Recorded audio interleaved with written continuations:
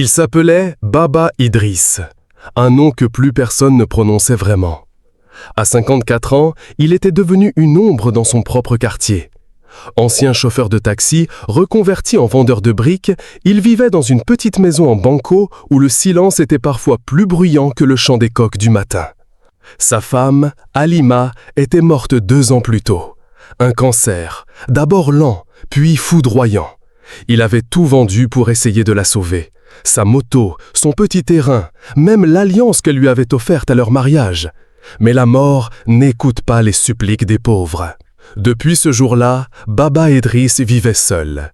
Ses 2 fils, encore jeunes, avaient été envoyés chez leur tante dans un autre village. Lui restait là, chaque matin, sous un soleil brûlant, à aligner ses briques, à attendre des clients, à attendre quelque chose. Même lui ne savait plus quoi exactement.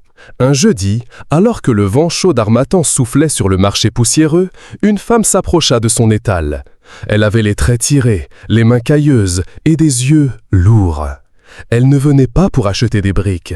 Elle venait proposer quelque chose. « Tu es seul, Idriss. Elle est jeune. Elle peut te servir, te cuisiner, te tenir compagnie.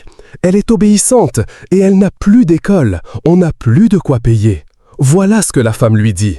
Elle parlait de sa propre fille, Aïcha, 19 ans. Baba Idriss ne répondit pas tout de suite. Il savait ce que cela signifiait.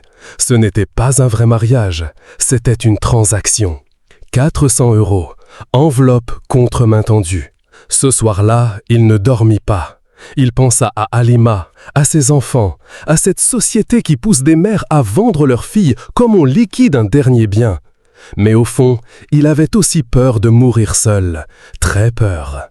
Le mariage eut lieu dans la mosquée du quartier. Une cérémonie simple, 2 témoins, un imam, aucune joie. Aïcha ne souriait pas, elle semblait absente.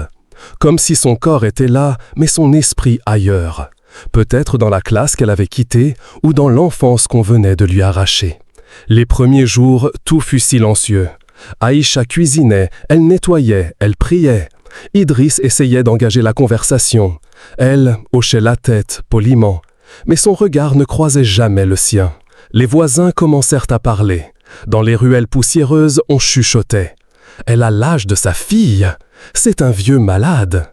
Il l'a achetée comme un animal. » Idriss entendait tout, mais il ne répondait pas. Jusqu'au jour où Aïcha éclata. Une crise, des cris, des larmes. « Je n'ai pas choisi cette vie. Ma mère m'a vendu. Je ne veux pas rester ici. » Idriss resta figé. C'était la première fois qu'il l'entendait crier, et chaque mot le frappait comme un fouet. Le chef du quartier fut appelé. Une médiation fut organisée. Il écouta, Aïcha expliqua. Il comprit.